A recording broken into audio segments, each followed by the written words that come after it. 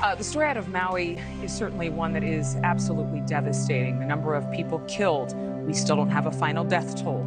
The damage estimates. We know 100 people are confirmed dead from those wildfires that destroyed more than 2,000 structures, homes, and other buildings, some over a century old.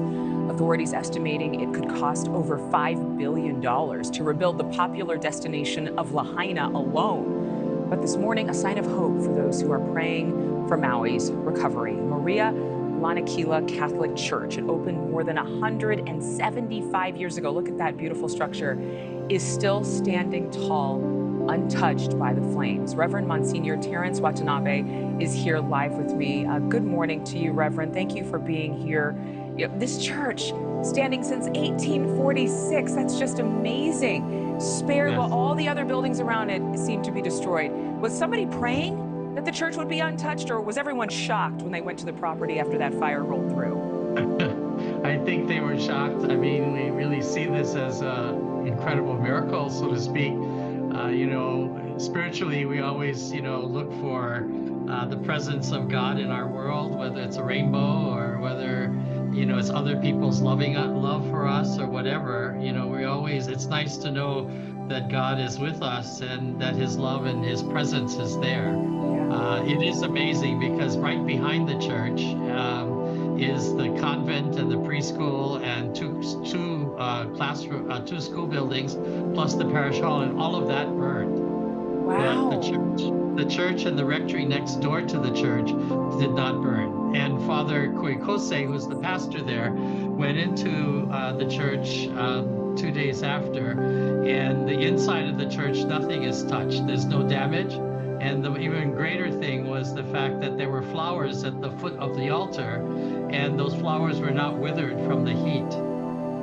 I mean, you just keep on giving more evidence of mercy over that chapel. Exactly. It reminds me of the 17th century St. Paul's Chapel in New York City, which George Washington, historically, he prayed inside after being sworn in as president. Somehow it was not damaged, even though it's next door to the World Trade Towers on 9/11. It became a place of consolation for emergency responders. Is the same thing happening at your church? Are people coming in spite of maybe losing everything, in spite of the fact that perhaps they can't go home, but they can come to pray? Yeah, my church is actually St. Anthony's in Wailuku, which is on the other side of the island. We're in central Maui. But at Maria Lanakila, the government, nobody can go into the town yet. So Maria Lanakila has another church, which is out in Kapalua. So this past Sunday, the other day, Bishop and I and a few other priests, we were able to get in with the permission of the Maui Police Department to go and celebrate Mass with the parishioners at 8 o'clock in the morning on Sunday. Well, that's lovely.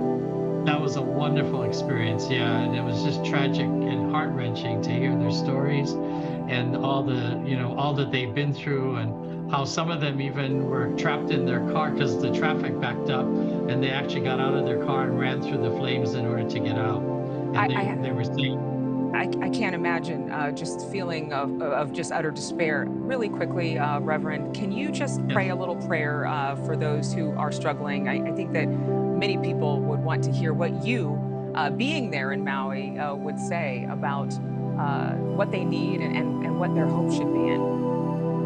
Yeah, I'd be happy to do that. One of the things I think that's important for people to understand is, because sometimes when these kinds of tragedies happen, we just kind of wonder, how could God, the good God, let all this kind of tragedy take place? And I think, what's important is, you can be angry with God. He's a big boy and he can handle it, so no problem. But I think, the worst thing would be, to give God the silent treatment and not talk to him. And, this past Sunday's gospel, when we read it at the church, was incredible because basically it was Jesus calling on Peter to walk on water. And, Peter stepped out of the boat and trusted in the Lord and started to walk on water. But then when the winds came, he started to sink. Jesus was there to pull him back out of the water. So, two things. One is that's what we're being challenged to do, I think, is the fact that, the Lord's calling us to walk on water and do the impossible, but at the same time to trust in him. And yes, there are going to be times of doubt and fear, because this is long range for us, the work that is ahead of us. And, you know, there are going to be times when we doubt and we're, you know, but hopefully we continue to turn to the Lord and continue to call out to him. And Peter called out and said, Lord, save me. And hopefully we keep doing that as well. Absolutely. To save these people and save us. Yeah, and certainly hope that people who are displaced, people who don't know where their loved ones are, that they get reconnected very soon. Reverend Monsignor Terrence Watanabe, thank you very much for being with us so much early this morning. It. Yes, we appreciate you.